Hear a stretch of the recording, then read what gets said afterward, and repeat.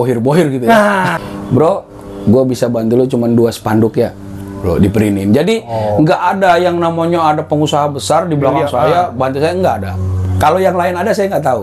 Saya mau mengingatkan di tanggal 14 Februari 2024, jangan lupa datang ke TPS karena suara Anda akan mempengaruhi keberlangsungan hidup kita selama 5 tahun ke depan. Ya, kalau untuk presidennya, so pasti jangan lupa Ganjar Pranowo, iya kan? Untuk DPR ini ada fotonya di sini ya. Ada Pak Syukur sama wali kotanya ada Pak Tri nih, Pak Tri Adianto. Tapi kalau untuk Kota Bekasinya yang di Dapil 4 jangan lupa Walter Franciscus Sinaga, nomor 5, Pancasila, Pancasinaga, Merdeka. Halo, Francis, apa kabarnya? Kembali lagi di segmen Open nggak? Open aja kali.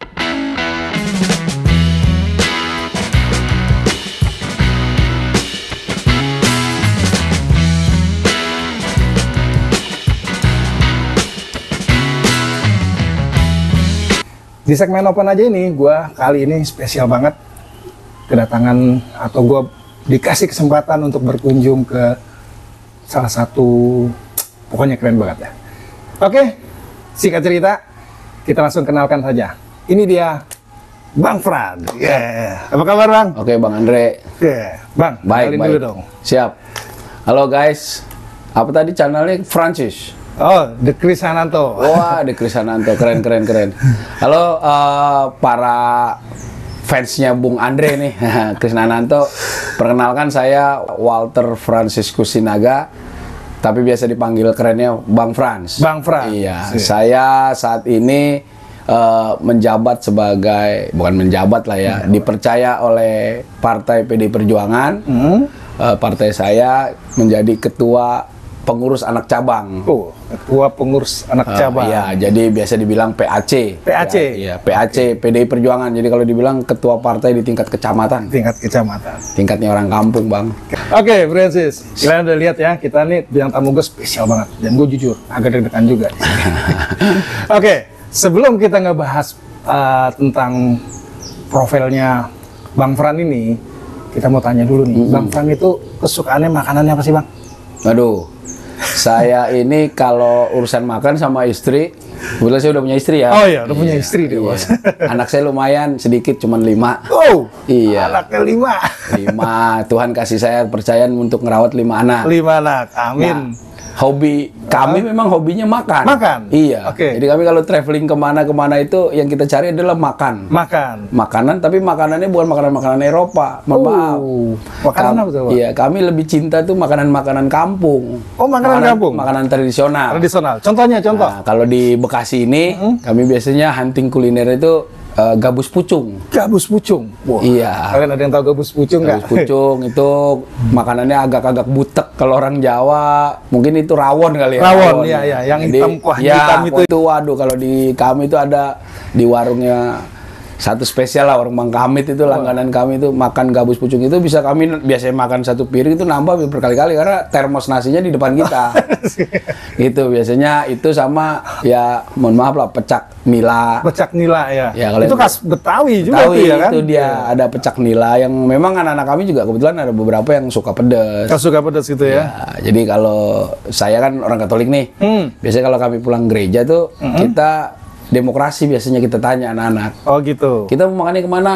Gitu. Udah kalau Asia ada yang teriaknya itu gabus, ada yang teriaknya warung Padang. Ya. Kalau enggak ya makanan Sunda lalapan gitu ya. Pete, gitu kan. Tapi spesial karena orang Batak kadang-kadang juga milih lapo juga. Jadi kami ini pemburu pecinta makanan tradisional. Tradisional ya, kuliner ya. Tuh, kalian kalau yang pencinta gabus pucung, siapa tuh pas lagi makan ketemu dengan. Boleh, saya kasih tahu tempatnya nanti. Kasih tempat yang enak gabus pucung. Murah meriah. Murah meriah ya.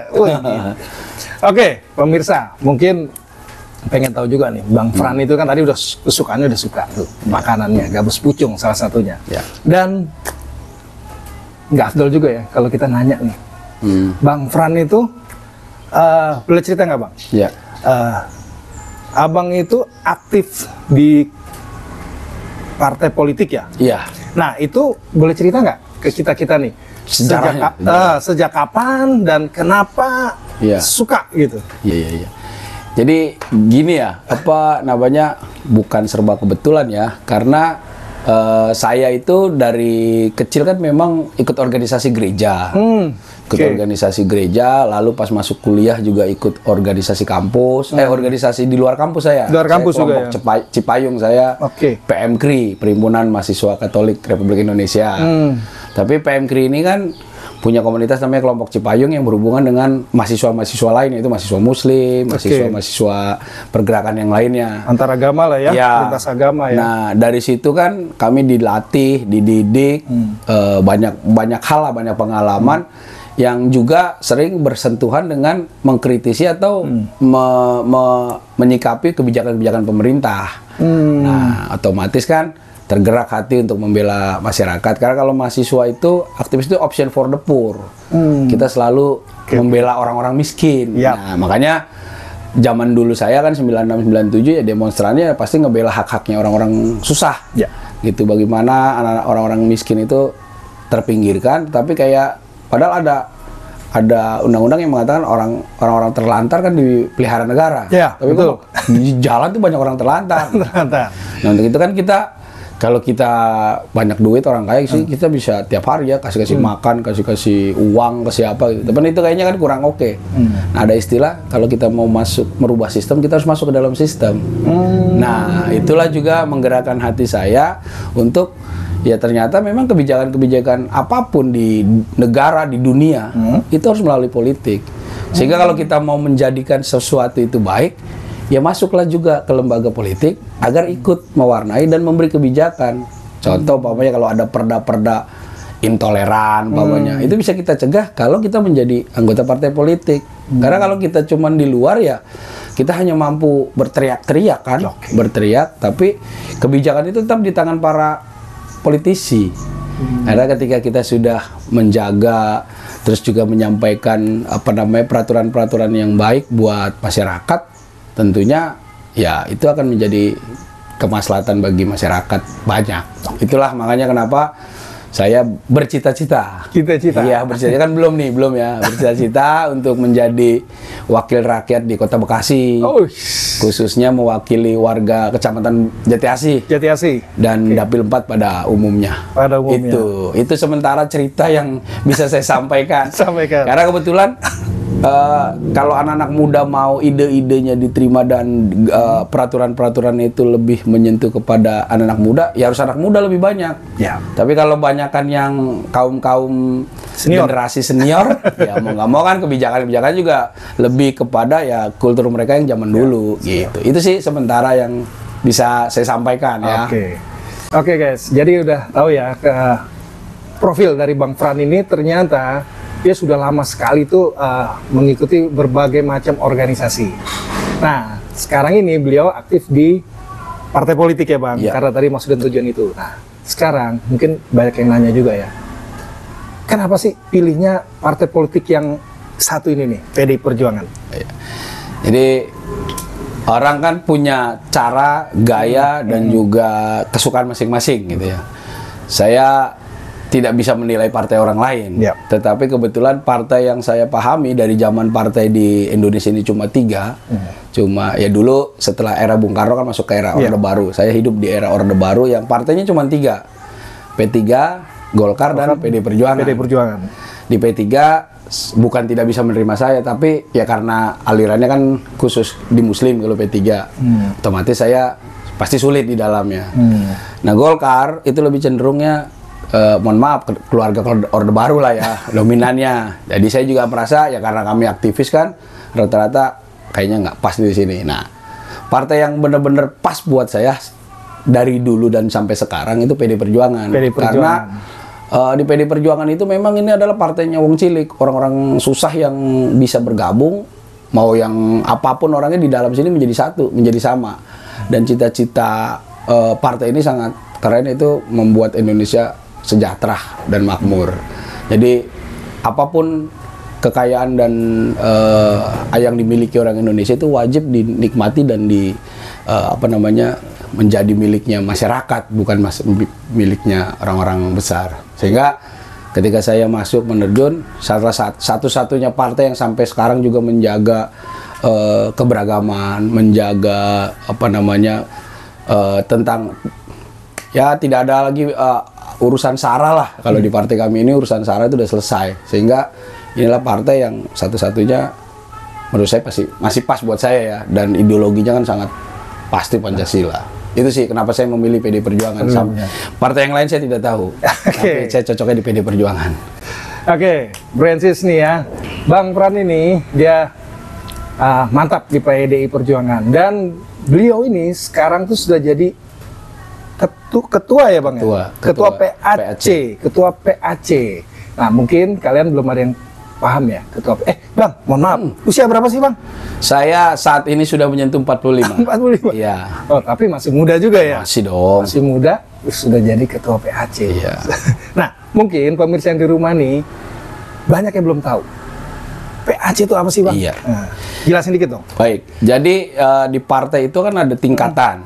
Jadi kalau di PD Perjuangan, tingkatan paling tingginya itu adalah DPP, Dewan Pimpinan Pusat. Oke. Iya, itu berkantornya di Penogoro. Itu paling tinggi. Paling tinggi. Ketua umum kami Ibu Megawati Soekarno Putri. Kantornya yang dulu diserang 27 Juli. Oke. Ya, itu kisah kelam Indonesia lah. Ada di situ di Penogoro. Lalu DPP itu mempunyai kepengurusan di tingkat provinsi. Namanya DPD. Jadi masing-masing provinsi PD Perjuangan itu punya kantor-kantor kepengurusan atau pimpinannya. Jadi pimpinan tingkat provinsi namanya Dewan Pimpinan Daerah. Ya kan? Nah, kami puji Tuhan, wah syukurilah nih semuanya kami punya. DPD di tiap provinsi kami punya. Oh gitu. Ya. Baru di bawahnya DPD itu ada tingkat kota kabupaten. Itu tingkatannya setara wali kota bupati lah ya. Jadi itu namanya DPC. Dewan Pimpinan Cabang. Nah itu di tingkat kota dan kabupaten. Nah di Dewan Pimpinan Cabang ini turunan berikutnya adalah tingkat kecamatan. Nah, saya standar camat lah ya. Camatnya partai di wilayah Jati Asi. Baru di bawah saya di tingkat kecamatan itu ada namanya tingkat ranting. Tingkat ranting itu kelurahan. Iya, itu kepengurusan ranting namanya pengurus ranting. Kalau saya pengurus anak cabang yang tingkatnya kecamatan. Gitu di atas saya DPC. Di bawah DPC pengurus anak cabang, baru pengurus anak cabang ada namanya pengurus ranting tingkat kelurahan. Lalu karena partai ini kayaknya dicintai oleh masyarakat, pengurus di bawahnya harus ada lagi, karena kan kalau cuman di kelurahan nanti cuman 9 orang. Oh iya. Karena tiap itu kepengurusan ada beberapa pengurusnya aja. Baru di bawahnya pengurus anak ranting ini pengurus ranting ini ada namanya pengurus anak ranting, itu tingkat RW. Oh, tingkat RW. Iya, jadi di tiap kelurahan itu ada tiap RW itu mempunyai pengurus anak ranting namanya, pengurus anak ranting. Nah, itu masing-masing ada 5. Nah, kepengurusan anak ranting ini yang menyebar kemana-mana nih. Nah, dialah yang mencari massa, artinya yang mencari saksi, mencari pokoknya relawan lah ya. Ya, pengurus dia. Pengurus, ya, dia masuk ke dalamnya. Gitu, itu tingkatan di kepengurusan RW. RW, udah sampai tingkat di anak ranting itu. Jadi ada DPP, DPD, DPC, PAC, ranting dan anak ranting. Oh, berarti PAC itu membawahi anak ranting dan anak rantingnya lagi ya. 2 tingkat di bawahnya. Gitu. Keren ya, Bro. Itu. Udah sampai ke ketua PAC. Amin. Nah, Bang, sekarang mungkin banyak yang pengen nanya ya. Kalau anak-anak muda nih, anak milenial yang kita sebut sekarang milenial ya, atau Gen Z nih. Gen Z. Rata-rata kan mereka tuh pengen juga gitu loh, masuk ke dunia kayak abang gini. Partai politik lah, dunia politik ya. Cuman kadang mereka tuh masih ragu dan jujur ya bro, agak takut juga bang. Kira-kira apa yang mau disampaikan buat generasi milenial, generasi Gen Z ya kita sebut ya. Jadi di partai kami ini memang ini akhirnya kalau boleh di cross check ke dalam, memang kami ini 50-50 ya. Anak mudanya dengan orang tuanya itu berimbang. Senior lah ya. Senior dengan para senior itu kami seimbang. Kenapa? Karena kalau di partai kami itu ada jenjang ya. Jadi nggak bisa ujuk-ujuk. Jadi dia karena punya sesuatu atau apa tiba-tiba dia jadi pengurus ini, nggak bisa. Karena kalau di PD Perjuangan dia harus berjuang dari bawah. Artinya kalau anak-anak muda kayak saya kemarin, ya saya memang dulu tidak pernah berranting dan anak ranting, tetapi di pergerakan saya di tingkat kota, saya kan pengurus KNPI Kota Bekasi juga waktu itu. Jadi partai melihat, ya kan, ketika saya mendaftarkan diri, karena partai kami ini kan tidak pernah ngajak-ngajak orang. Oh iya iya. Tapi kita yang mendekat. Kita mendaftarkan diri, baru di sana ada pembinaan-pembinaan. Nah, ketika pembinaan-pembinaan baru pas zamannya nanti ada pergantian kepengurusan, dia bisa di-hire. Karena di PD Perjuangan itu selain kepengurusan partai tadi, ada beberapa bidang lagi. Ada yang namanya khusus relawan, itu ya saya partai namanya. Jadi ada Taruna Merah Putih, ada Banteng Muda Indonesia, ada Repdem, ada ada badan-badan. Nah, itu jadi anak-anak muda bisa berkomunitas di situ dulu. Oh. Iya, jadi ada relawan-relawan yang memang menampung ide-ide anak muda sehingga mereka bebas lepas untuk melakukan kegiatan-kegiatan yang sifatnya ya mencerminkan dirinya gitu loh, tetapi juga mewarnai negara ini melalui partai politik karena kan kanalnya harus ada. Nah gitu, jadi kalau anak-anak muda ingin yang generasi Z itu mau bergabung dengan kami, ayo masuk. Mendekatan dulu kepada para pengurus. Kalau pengurus partainya kan itu per 5 tahun pergantiannya. Oke.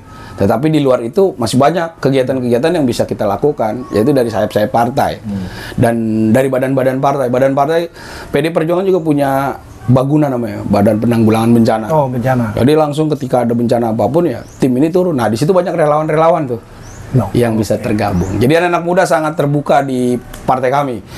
Kalau di pengurusan elit, itu juga kalau anak-anak muda yang kira-kira punya potensi, itu langsung diambil tuh sama Ibu Ketua Umum menjadi kepengurusan, masuk dalam pengurus. Jadi kalau ada anak muda nih, generasi muda, langsung masuk, mau join gitu, biasanya datang aja ke kantor PDIP terdekat atau ya, dia kalau umpamanya mau ini ya berperan aktif lah. Ya, berperan gitu. aktifnya maunya di mana nih? Kalau di tingkat RW bergabung dengan pengurus anak ranting. Oh, penting iya, ada iya. Kantor itu ya, kan sekretariat ya. Ya, karena kalau di PD Perjuangan pengurus itu wajib rumahnya menjadi kantor. Oh gitu. Ya. Jadi istilah kasar datanglah ke situ ya, yang dimana ada PD Perjuangan, tanya-tanya, diskusi, ngobrol, baru create kegiatan. Oh, create kegiatan. Nanti ya, gitu ya. Partai memfasilitasi bersama-sama dengan pengurus partai yang melakukan kegiatan yang diidekan itu. Oh, gitu. Jadi kalau kayak Bang Andre nih sekarang datang, Bang kita ngobrol-ngobrol dulu via YouTube, oke. Kan artinya difasilitasi juga oleh partai kan gitu ya. Oke, kalian kalau ada yang mau nanya-nanya bingung terus di kolom komentar ya. Mungkin nanti Bang Fran bisa langsung menjawab di komentar kalian. Oke, Bang Fran, tadi kita udah panjang ngobrol. Di pembukaan tadi, Bang Fran tadi sempat menyebutkan bahwa beliau juga, Bang Fran, mau nyalon ya, di tingkat kota kabupaten, DPRD, tingkat DPRD. Nah, tingkat 2 tuh guys. Itu Bekasi ya? Iya, kota Bekasi. Oke. Sekarang gini Bang, pertanyaan klise. Siap. Kira-kira nih Bang, seandainya bosku, seandainya Bang Fran terpilih, nah kira-kira apa yang mau Bang Fran lakukan terhadap Bekasi? Ya, baik ya. Jadi memang ini pertanyaan ini dibilang gampang sulit, dibilang sulit gampang. Kenapa dibilang gampang sulit? Karena pertanyaan ini pertanyaan klise, tetapi ini mengikat. Apa sih yang dilakukan ketika orang menjadi anggota dewan? Sebenarnya kan memang ya sebagai wakil rakyat dia harus mencerminkan kebutuhan-kebutuhan, memfasilitasi hal-hal yang dibutuhkan oleh masyarakat setempat. Memangnya ketika saya jadi, saya tidak bisa menjanjikan apapun karena saya belum pernah jadi kan ya. Tetapi ketika saya jadi, ya saya pastikan bahwa minimal adalah di dapil saya ini dalam tanda kutip sejahtera, dan apa hal-hal yang menjadi kesulitan masyarakat di dapil saya itu harus bisa tersampaikan di pemerintah Kota Bekasi, dan pemerintah Kota Bekasi minimal harus bisa menyelesaikan. Contoh gampangnya tentang kesulitan kesehatan. Ya, saya puji Tuhan alhamdulillah ya selama saya menjadi pengurus partai, ya setiap ada orang yang dalam tanda kutip kesulitan di rumah sakit, kita advokasi, kita jelaskan, bahkan kita membackingi dalam artian sudahlah kami yang jamin, yang penting ini orang dirawat dulu, selesai dulu masa kritisnya, baru kita bicara tentang hal-hal yang lain. Karena kan negara khususnya ya di Kota Bekasi kan ada anggaran khusus dalam tanda kutip untuk kesehatan yang membantu orang-orang kecil, ya kan, entah SKTM atau apalah namanya, atau KIS-nya itu kan kadang-kadang ada orang juga yang tidak punya BPJS Bang. Kami takut ke rumah sakit gitu. Padahal di Bekasi kan ada penjelasan dari Pak PLT Wali Kota, Pak Triadianto. Itu kan kalau berKTP Bekasi gratis berobat. Oh gitu ya? Iya, tapi takut kan masyarakat. Iya, Nah, takut. kita orang partai kan tahu nih. Iya. Nah, fasilitas itu kita sampaikan ke masyarakat. Udah Bu, Bapak, kalau Bapak Ibu sakit, jangan takut ke rumah sakit. Datang sana, tunjukkan. Even dia tidak punya identitas Bekasi pun, sebagai pemerintah Kota Bekasi, pastilah akan menjamin kesehatan orang yang tinggal di daerah Kota Bekasi. Jadi yang tidak ber-KTP Bekasi pun bisa dibantu. Gitu kan. Makanya itu salah satu bentuk bahwa wakil rakyat ini harus peduli dan aware. Kan dengan masyarakatnya, kebutuhan masyarakat. Contoh kayak saya, ya puji Tuhan, walaupun saya cuman baru menjadi pengurus partai kecil, tapi ketika ada Pak RT, Pak RW berdiskusi, ngobrol, kita kan aktif di lingkungan juga ya. Bang, ini got ada yang rusak nih Bang, ini harus dikasih saluran. Nah, kita sampaikan ke jaringan kami di partai, karena kan PD Perjuangan pasti punya wakilnya kan. Nah, kita sampaikan ke dewan-dewan yang sudah jadi, ya apalagi kalau saya sudah jadi kan. Saya belum jadi, saya minta tolong difasilitasi dulu di RT sini, di RW sini, ada got yang harus diperbaiki di ini ya. Ada tahapan-tahapan ya kan. Ya walaupun dari Musrembang atau apa segala macam ada, tapi tetap lebih gampang adalah jalur partai. Jalur partai. Kita punya wakilnya. Saya wakil ya, relasi ya. Iya, karena saya sebagai pengurus kan pasti tinggal ketok, Bang, kampung saya nih. Nah, gitu. Masa di kampungnya sendiri masalah kayak infrastruktur, saluran-saluran kesehatan itu bermasalah sih. Ya. Sama kayak kemarin nih yang baru aja lewat tentang apa tuh? Sekolah. Tentang sekolah. Bro. Iya, itu kan menjadi problem tuh ya, zonasi. Kenapa tuh sekolah? Kenapa? Ya banyak anak-anak yang rumahnya kayak di kampung di tempat kami nih ya, Kelurahan Jatirasa. Kami nggak punya SMP. Padahal SD-nya banyak di sini. Oke. Tapi kan ketika ini disampaikan untuk zonasi, ya pasti warga masyarakat di sini ya pasti kalah. Ya kalah dong, kalah duluan kan. Karena Jatirasa kelurahannya tidak ada punya SMP di wilayah Jatirasa. Belum punya lah ya. Belum punya. Nah, mudah-mudahan terjadi. Ya saya jadi dewan juga, saya berusaha. Kita carilah, kita buatlah di sini di kelurahan ini ada satu sekolah SMP yang anak-anak SD negeri di sini bisa ditampung di situ. Nah itu datang ke sini ada beberapa ibu, bapak bawa anaknya. Aduh opa, bagaimana nih Bang? Ada segala macam gitu kan. Kenapa? Saya pengen masuk sekolah negeri, sekolah swasta aja Bu, sekolah banyak. Aduh Bang, jangan Bang, karena saya nggak sanggup Bang. Ya begitu-begitulah ya, warna-warni. Nah, masalah-masalah masyarakat itu, puji Tuhan, alhamdulillah saya sini, saya terdepan lah untuk, ya bukan mengiklankan diri, tapi bisa ditanya ke warga, ya yang mau dibantu, saya siap membantu. Itu sih, kebetulan hari ini juga di Kota Bekasi, pimpinan pemerintahannya dari partai kami, ketua DPC kami, Pak Tri ya kan, ya pasti ada fasilitas-fasilitas yang bisa kita cari celahnya. Itu sih untuk masyarakat semuanya. Oke, sudah jelas kan. Jadi sebelum beliau juga nanti nyalek dan terpilih, beliau juga sudah sangat aktif dan sangat membantu di masyarakat ya Bang, terutama dalam hal kesehatan, dalam hal pendidikan, terus infrastruktur jalan dan lain-lain. Mungkin kalian yang sering ketemu nih wajahnya Bang Fran ini bisa udah pernah menikmati lah ya, terutama yang sekolah kemarin ya. Yang kemarin itu ya. Sekarang kita tanya nih Bang, untuk itu caleg ya sebutannya ya? Iya, calon legislatif Bekasi ya. Sebenarnya bisa nih Bang ya, untuk anak muda juga nih. Iya. Susah nggak sih Bang? Susahnya apa nih? Susah untuk seseorang untuk jadi dewan. Dibilang susah pasti ya. Kalau gampang semua orang pada pengen jadi dewan. Susahnya itu karena susah meyakinkan masyarakat. Karena memang ya sudah ada dalam tanda kutip budaya yang dulunya dikit-dikit harus ada duit. Ya, kalau saya kan ini dijuluki sama beberapa teman caleg duafa. Karena caleg yang memang berangkat dari bawah dan benar-benar saya bukan anaknya orang kaya, saya bukan pengusaha, tapi saya murni dari aktivis, penggerak sosial di bawah masyarakat. Tetapi ingin bahasanya nih, kalau kita di tingkat kelurahan, ketika kita mau menyampaikan ide-ide di kecamatan akan tertahan. Ya begitu juga saya baru tingkatan kecamatan nih. Saya pengen di tingkat Kota Bekasi biar agak mudah menyampaikan aspirasi atau harapan-harapan di masyarakat bawah. Ya kita harus naik nih. Nah caranya adalah saya harus meyakinkan masyarakat di sini. Nah makanya kalau dibilang susah, ya ada susahnya, tetapi Caranya ya nggak terlalu susah-susah amat, karena asal mau nggak bersentuhan dengan masyarakat, berhubungan, komunikasi dengan RT RW. Ya puji syukur lagi saya di sini alhamdulillah sama RT RW dekat. Di RW kami ini ada 6 RT. Ya kami sering komunikasi lah, minimal bercanda-bercandaan segala macam, sehingga ngobrol ya. Iya, sehingga ya terserah mereka, terserah Pak RW dan Pak RT juga apakah masyarakatnya mau punya wakil nggak nih untuk bisa gampang menyampaikan hal-hal unek-unek di masyarakat kan.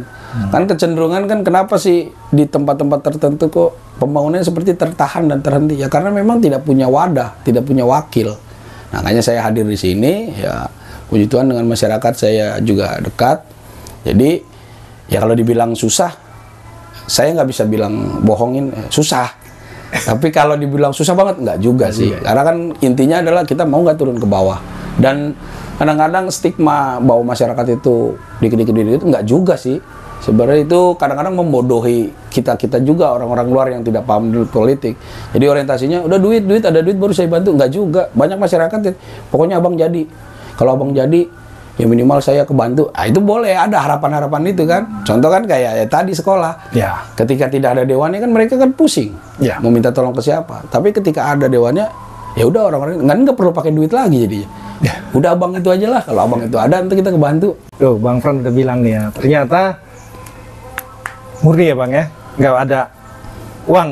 Ya puji Tuhan saya ini kebetulan caleg kedua ya, nyalek kedua. Caleg kedua, ya, bro. Caleg pertama itu saya periode kemarin 2019.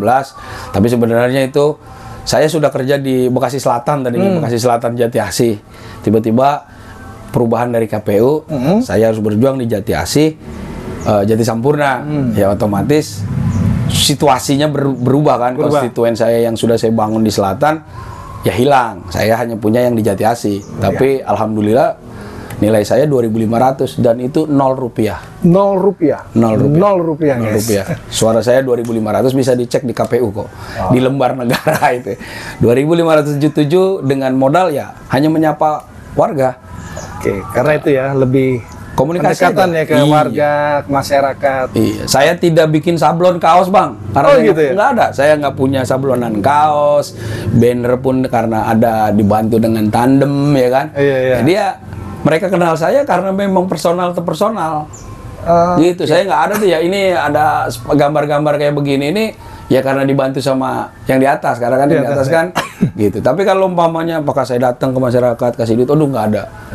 Kaos aja saya nggak nyetak karena saya memang nggak punya amunisinya gitu. Tapi puji Tuhan 2.500. Sekarang gini Bang, mungkin tadi Abang ngomong ya, banyak yang klise ada yang nggak percaya. Oke lah dia nggak ada duit, tapi biasanya ada, mohon maaf tanda kutip, orang-orang di belakang Bang. Dalam artian yang bohir-bohir gitu ya. Nah, ini gue mau nyebut tapi gue takut bos. Iya. Bohir-bohir Isa Kasar. Iya. Pendukungnya itu banyak. Isa Kasar apa ya? Cukong-cukong ya. Iya. Itu gimana nih? Ya mungkin ada ya dari yang lain-lain ya. Ya kalau Abang sendiri lah. Kalau saya sendiri kebetulan cukong saya adalah teman-teman. Teman-temannya itu begini Bang. Karena saya kan bergaul dengan teman-teman itu udah lama. Itu ada yang datang, bro, bantu dikit ya 500.000. Bro, gue bisa bantu lo cuma 2 spanduk ya. Bro, diperinin. Jadi nggak ada yang namanya ada pengusaha besar di belakang saya, bantu saya nggak ada. Kalau yang lain ada saya nggak tahu. Oke. Tapi itu kemungkinan besar ada. Apalagi kalau yang sudah incumbent ya. Karena kan ada deal-deal masalahnya.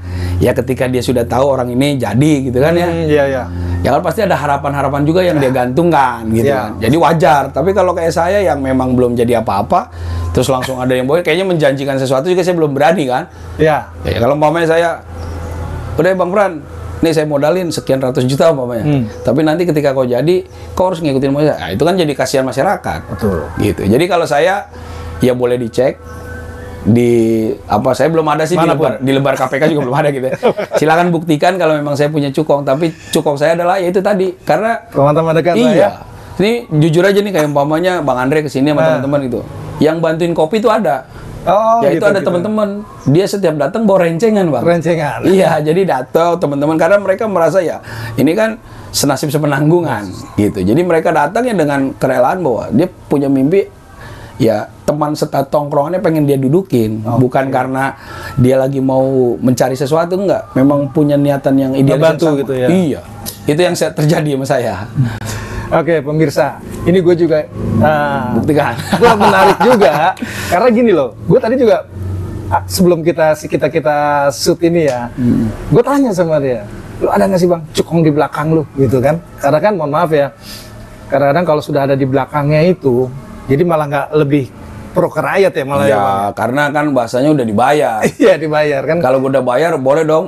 Saya beli, Proyek gitu iya, ya. saya beli es krim. Saya udah bayar nih. Iya. Es krim mau dimakan atau dibuang kan suka-suka yang bayar ya, gitu. Ternyata memang nggak ada nih cukong di belakang. Ya, cukong saya satu-satunya yaitu Yang di atas. Yesus Kristus dan Allah Subhanahu Wa Taala. Iya, itu aja cukong saya itu.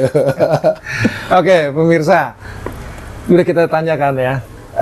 Memang ternyata Bang Fran ini memang tidak ada cukong di belakangnya. Benar apa benar? Kalian bisa cek langsung ya. Oke bang, sekarang kita mau tanya juga nih bang. Terkadang nih, kira-kira saat orang kadang suka lupa bang. Iya. Saat orang lagi mau nyalek nih dengan janji-janji manisnya. Iya. Nah, begitu dia sudah Jadi, terkadang dengan alasan ya karena birokrasi dan lain-lain ya bang ya. Banyak itu kan seperti itu tuh. Nah, kira-kira kalau sudah jadi ya, seperti tadi udah dijelaskan juga ya, mengatasi kayak gitu gimana tuh bang? Agar tetap Bang Fran tuh tetap pro ke masyarakat. Karena kan kadang-kadang dengan alasan adalah anggarannya belum ada atau dan lain-lainnya. Itu gimana tuh? Misalnya ada masyarakat mau butuh ke abang nih, contoh, gue sakit nih, ada yang sakit gitu kan, mau masuk sekolah susah. Iya. Bang Fran masih mau nggak sih ngebantu? gitu ya. Iya. Jadi kalau saya ya bukan mau mengatakan bahwa saya ini janji tidak akan lupa. Nggak mungkin juga kali kalau karena udah terlalu banyak orang. Tapi kalau selalu diingatkan, pasti tidak akan lupa. Contohnya kayak saya berangkat ini kan bukan tiba-tiba. Ya. Saya dulu dari pengurus gereja dulu bang. Ini Oke. contoh sama kayak pengurus gereja itu saya pengurus RT. Istri Ya. saya juga sekarang posisinya sekretaris RT. RT. Iya, yang rumah kami ini harus 24 jam ready diketok. Kalau dibuka terus kan nanti banyak kucing. Banyak bahaya. kucing. Jadi rumah ini harus dibuka 24 jam dalam artian siap diketok kapanpun. Kayak dokter 24 jam Iya. ya. Karena saya itu waktu saya di gereja itu saya di gereja Katolik ya. Saya ketua lingkungan dulu, Bang. Jadi ya ketika ada orang sakit, orang meninggal, mau jam berapapun Bang dia pasti akan berani ketok saya. Karena apa? Saya memang sudah menyediakan diri dan bukan saya ternyata, sekeluarga kami. Istri dan anak-anak saya sudah memaklumi itu. Karena memang saya berangkat dari aktivis kan. Memang dari benar-benar kami memang kerjanya adalah untuk berbagi ke teman-teman dan berbagi ke masyarakat. Jadi anytime mau tetangga sini juga boleh diuji. Tetangga di kompleks saya ini ya setiap ada masalah mereka larinya ke saya. Walaupun saya itu nggak tahu. Saya basicnya bukan hukum. Iya. Tetapi ketika bicara hukum orang lari ke saya juga karena dianggap saya punya teman. Punya teman, Ya. relasi ya. Ketika ada orang sakit pun saya kan bukan dokter. Ya. Tetapi dianggap datang ke Bang Fran bisa ada solusi gitu. Karena saya juga bukan menyelesaikan tapi menyampaikan masalah itu kepada orang yang lebih tepat yang bisa nanganin. Nah, itu yang saya. Jadi kalau mau bilang, lupa nggak Bang Fran? Saya bagaimana lupa orang hari-hari saya bersama mereka? Nggak mungkin Bang lupa. Tetapi kalau pas sudah jadi, duit gue udah banyak nih, pindah ke komplek yang ada elit gitu kan. Orang mau masuk aja ketemu satpam dulu, itu mungkin ya. Kalau saya sudah mewakafkan diri dari kecil soalnya. Dari kecil bersama istri, karena kalau saya sendirian, pasti istri terganggu. Ya. Tapi kebetulan istri saya juga sama nih, penggiat sosial. Jadi ya kami hobi jadinya. Jadi ya ketika datang, jadi abang kalau ini kan kebetulan di sekretariat ini kan ini rumah saya. Abang juga udah pernah teruji lah ya. Sini Main jam datang. berapapun di sini bang. Di sini tempat orang ngobrol, tempat orang curhat, tempat orang mencari dalam tanda kutip ya sedikit arah solusi lah. Iya. Bukan solusinya tapi arah solusi. Arah solusi. Karena kan kita bisa membantu. Jadi ya kalau ditanya setelah jadi lupa apa enggak? Ya kita lihat nanti. Saya belum pernah jadi. Jadi Iya. Tetapi yang sudah tahu teman-teman ya contoh aja lah. Ketika saya bukan jadi pengurus apa-apa, wah lu ntar jadi pengurus jadi belagu lo. Ternyata pas jadi pengurus malah jadi dapat fasilitas mereka. Di daerah saya ini kan ada beberapa daerah yang banjir bang. Oke, banjir. Ya, di Pondok Gede Permai, di Villa Jatirasa. Oh, iya, Nah, banjir. itu kebetulan saya pengurus gereja waktu itu dan masyarakat sekitar sini ya sudah tahu lah. Karena ketika saya datang, ya biasanya bantuan itu cepat. Karena kan ya gerakan kayak dari partai kan ada Bangguna apa. Nah itu memfasilitasi itu mereka jadi senang. Oh, ada orang yang memfasilitasi, bantu gitu loh. Saya bukan saya yang ngasih, tapi saya mencari orang, dapat bantuan atau dari partai dapat bantuan, saya langsung mendistribusikan. Tapi tepat gitu. Jadi artinya Ya ketika saya jadi, ya kita lihat nanti jadi kalau dibilang lupa atau tidak, saya pastikan saya tidak akan lupa karena saya warga sini dan masyarakat sini. Oke pemirsa, jadi kalian udah dengar sendiri ya. 24 jam siap diganggu. Siap. Dan ini bukan janji manis loh. Dan memang banyak sih, gue juga udah beberapa, saya tuh bertemu dengan warga di sini, banyak juga sering main ke sini 24 jam ya Bang. 24 jam. Berkeluh kesah atau sekedar ngobrol, minta solusi, tetap dibantu. Tapi janji beliau tadi, saat nanti dia sudah menjabat, kita doain ya semoga Amin. Terpilih, tetap masih bisa diganggu. Jadi Bapak Ibu semuanya, adik-adik, kalau butuh sesuatu langsung aja ke Bang Fran, nggak apa-apa tuh Bang. Tapi bukan butuh duit yang free. Bukan butuh duit. Ya, kalau ada masalah kita cari solusi bersama, kan gitu tapi ya. semoga nggak ada masalah gitu ya. Oke, Bang Fran. Iya. Ini lagi kisah lagi nih. Iya. Kira-kira di Bekasi apa sih yang pengen, cita-cita Bang Fran tuh Bekasi tuh pengen jadi apa sih? Gitu. Pengen seperti apa sih di matanya Bang Fran gitu? Ya. Kalau saya sih bukan ke Bekasinya Ansih ya, tapi saya lebih kepada masyarakat Bekasinya. Jadi kan banyak nih, khususnya di tetangga-tetangga saya itu, sekolah buat mereka itu hanya sebagai bagian rutinitas. Saya kepengen ya masyarakat di sini itu memang mencintai sekolah, biar mereka ada perubahan hidup. Karena kan dengan dia bersekolah, dia bisa melihat dunia lebih luas, gitu kan. Sehingga ketika dia melihat lebih luas, dia banyak hal, banyak ide, banyak harapan yang bisa dia ciptakan, baik buat dirinya maupun di orang-orang sekitarnya, entah keluarga atau apa. Nah, hal itu kayaknya masih ada di tempat saya, di sekitaran saya itu yang masih belum menjadi ikon. Jadi buat dia sekolah ya cuman sebatas baca calistung aja. Oh gitu. Selesai, yang penting dia bisa ngitung duit, dia bisa baca itu tulisan apa, selesai. Karena bayangan dan harapannya tidak besar, tidak tinggi. Nah, itu yang mau kita pompa. Sehingga ketika masyarakat di Bekasi ini sudah aware, sudah terbuka dengan pendidikan itu ya. Iya, dia dengan sendiri akan menciptakan, dan akhirnya Kota Bekasi dengan sendirinya akan bagus. Kenapa? Karena dia kan akan memikirkan keluarganya, memikirkan tetangga sekitarnya. Makanya kayak saya tidak punya cita-cita terlalu jauh. Ketika saya jadi, saya mau merapikan di daerah saya, dapil saya khususnya. Iya, jadi apa ya? Ya harus ada gunanya lah ketika kita adalah wakil mereka.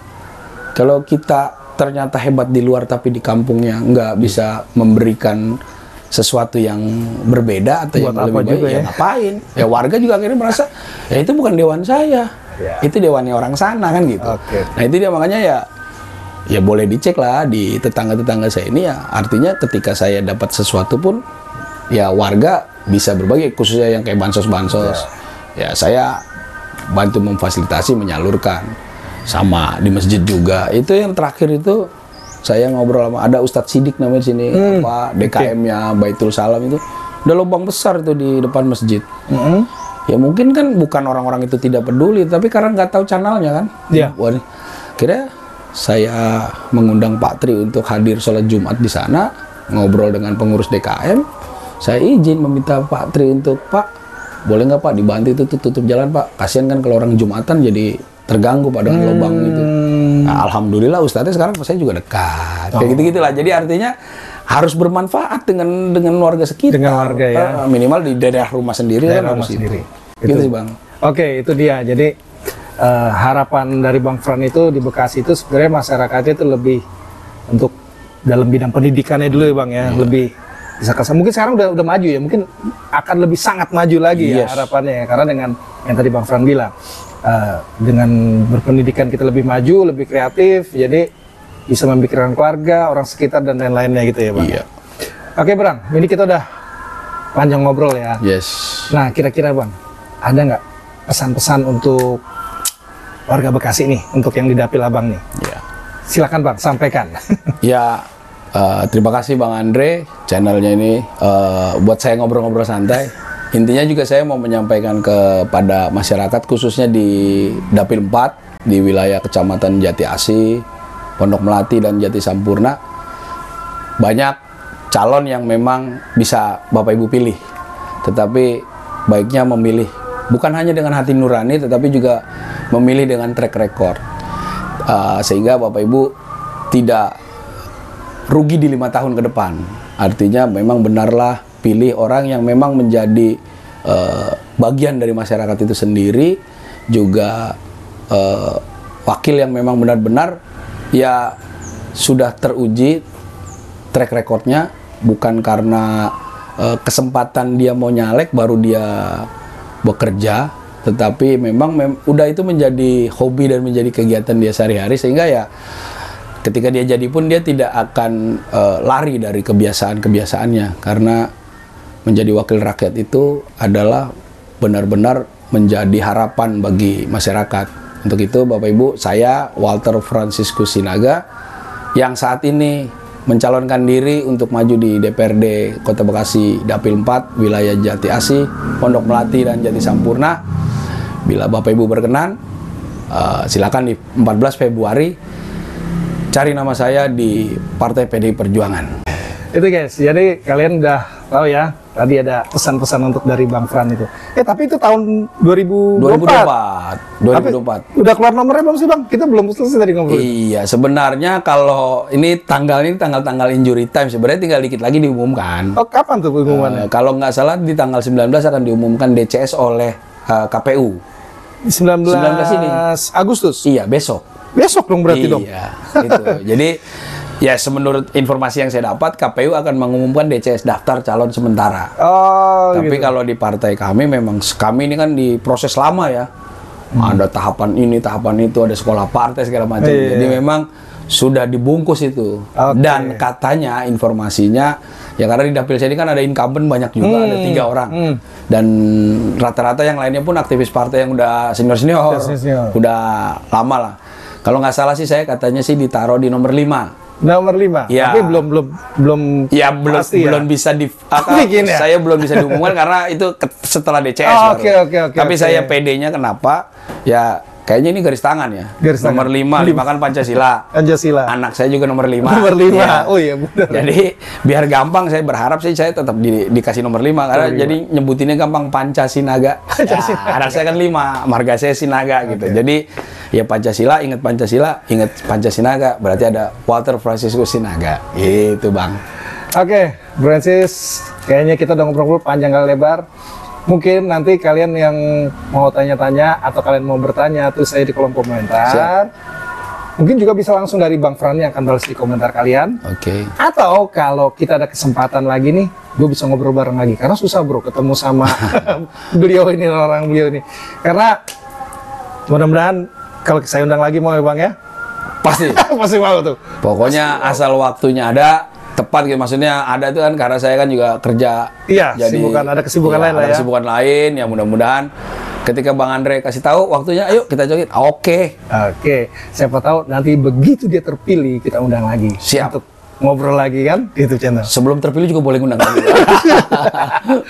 Oke, Bang Fran. Siap. Terima kasih. Terima udah kasih, Bang waktunya. Andre. Siap. Diajak ngobrol-ngobrol nih. Thank you Gue banget. deg-degan juga, Bro. Bro, nggak ada meja buat sajian lagi nih. Oh iya, nggak ada sajian nih tadi. Luar biasa emang.